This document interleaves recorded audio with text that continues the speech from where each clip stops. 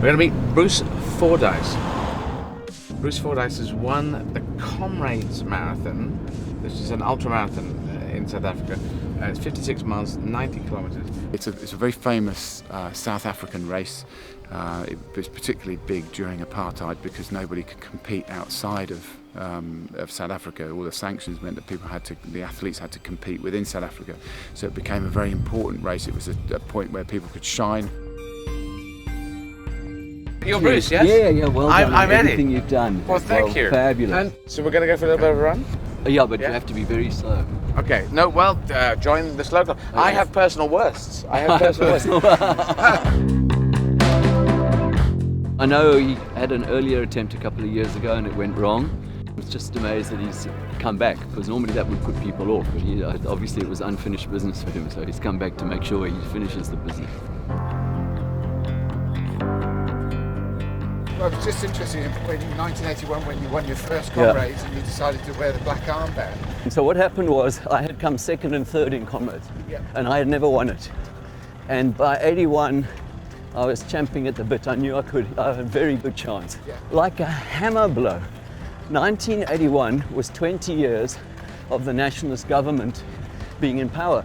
Right. And they did a 20-year celebration with tank parades and flyovers. I mean, it was straight out of North Korea, you know, that kind of, The minister would be there to welcome the winners and all that stuff.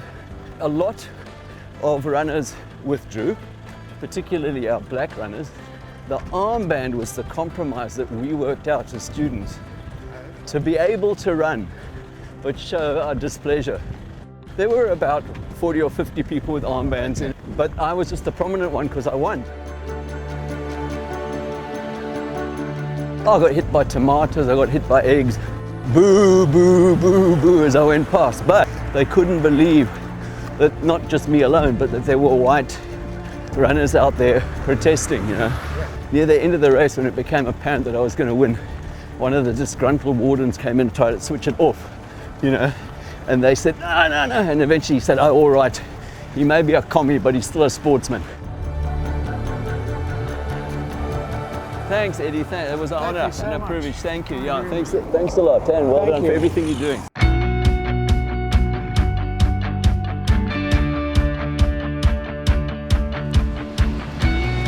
It's really kind of chilly.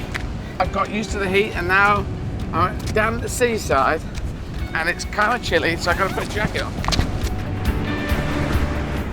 The speed is staying up, generally over 8 kilometers an hour, which is good.